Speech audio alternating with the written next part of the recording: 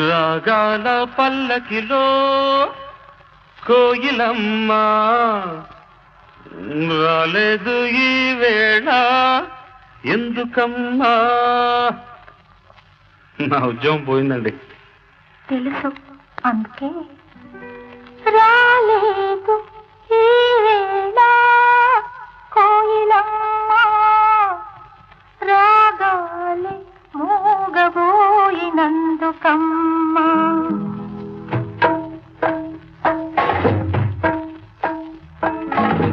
రాగాల పల్లకిలో కోయిలమ్మ రాలేదు ఈ వేళ ఎందుకమ్మా.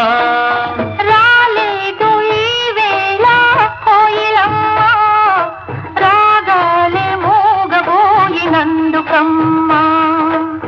రాగాల పల్లకిలో